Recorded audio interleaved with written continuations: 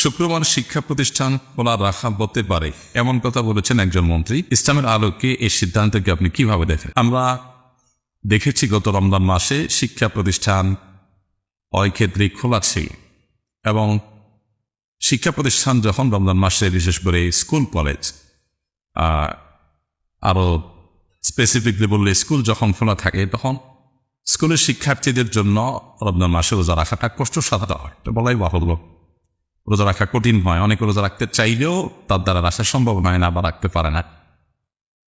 তো আমাদের এই বিষয়গুলো খুব গুরুত্বের সাথে দেখতে হবে যে আমাদের জাতিগত শিক্ষা আপনার জাগতিক শিক্ষাটাই কি একমাত্র যথেষ্ট, নাকি জাগতিক শিক্ষার পাশাপাশি আমাদের নৈতিক শিক্ষারও প্রয়োজন আছে?